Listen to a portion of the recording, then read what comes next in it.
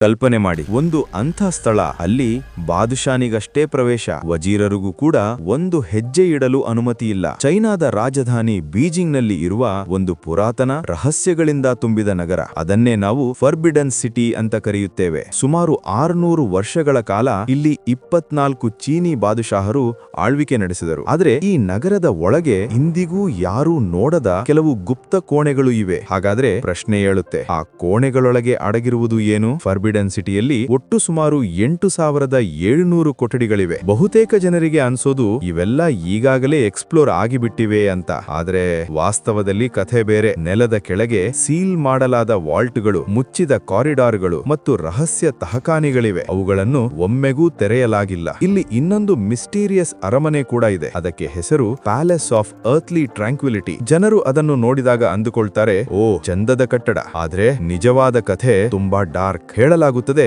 ಅಲ್ಲಿ ಬಾದಶಾಹರು ರಹಸ್ಯ ವಿಧಿವಿಧಾನಗಳನ್ನು ನಡೆಸುತ್ತಿದ್ದರು. ಕಪ್ಪು ಜಾದುವಾ ಅಥವಾ ಅಮೃತ ತಯಾರಿಸುವ ಪ್ರಯತ್ನವಾ? ಒಂದು ಅಂಥ ದ್ರವ, ಅದನ್ನು ಕುಡಿದ್ರೆ ಬಾದಶಾಹ ಶಾಶ್ವತವಾಗಿ ಜೀವಂತ ಇರಬಹುದು ಅನ್ನೋ ನಂಬಿಕೆ. 2020ರಲ್ಲಿ ಸೈಂಟಿಸ್ಟ್ಗಳ ಒಂದು ತಂಡ ಹಾಲ್ ಆಫ್ ಸುಪ್ರೀಂ ಹಾರ್ಮನಿಯ ಕೆಳಭಾಗದಲ್ಲಿ ಸ್ಕ್ಯಾನ್ ಮಾಡಿದರು. ಅಲ್ಲಿ ಕಂಡುಬಂದದ್ದು ಅಚ್ಚರಿಯ ಸಂಗತಿಗಳು. ಸರ್ಕಾರಿ ದಾಖಲೆಗಳಲ್ಲೇ ಇಲ್ಲದ ಕೆಲವು ರಹಸ್ಯ ಕೋಣೆಗಳು. ಎಕ್ಸ್ಪರ್ಟ್ಗಳ ಪ್ರಕಾರ ಆ ಕೋಣೆಗಳೊಳಗೆ ಪುರಾತನ ಪುಸ್ತಕಗಳು, ಸೀಕ್ರೆಟ್ ಸ್ಕ್ರೋಲ್ಗಳು ಮತ್ತು ಇತಿಹಾಸವನ್ನೇ ಬದಲಾಯಿಸಬಲ್ಲ ರಹಸ್ಯಗಳು ಅಡಗಿರಬಹುದು. ಹೇಳುತ್ತಾರೆ, ಬಾದುಷಾಹರು ಭಯದಿಂದಲೇ ಈ ಎಲ್ಲಾ ದಾಖಲೆಗಳನ್ನು ಮರೆಮಾಚಿದರು. ಅವರ ಆತಂಕ ಒಂದೇ, ಇವು ಹೊರಬಂದ್ರೆ ಬಂಡಾಯ ಶುರುವಾಗಬಹುದು. ಒಬ್ಬ ಬಾದಶಾಹನು ತನ್ನ ಮರಣದ ಮೊದಲು ಒಂದು ಪೂರ್ಣ ಕಾರಿಡಾರ್ನೇ ಗೋಡೆ ಕಟ್ಟಿಸಿ ಮುಚ್ಚಿಸಿಬಿಟ್ಟನು. ಇಂದಿಗೂ ಆ ಕಾರಿಡಾರ್ ಒಮ್ಮೆಗೂ ತೆರೆಯಲಾಗಿಲ್ಲ. ಕೆಲವು ಗುಪ್ತ ಕೋಣೆಗಳಲ್ಲಿ ವಿಚಿತ್ರ ಮಾಯಾಜಾಲದ ಉಪಕರಣಗಳು ಕೂಡ ಸಿಕ್ಕಿವೆ. ಬಹುಶಃ ಯಾವುದೋ ಶಾಪವನ್ನು ತಡೆಯಲು ಅವು ಬಳಸಿರಬಹುದು. ಅಲ್ಲಿ ಒಳಗೆ ಹೋಗಿದ್ದ ಕೆಲವೇ ಜನರು ಹೇಳುತ್ತಾರೆ, ಒಳಗೆ ಕಾಲಿಟ್ಟ ಕ್ಷಣದಿಂದಲೇ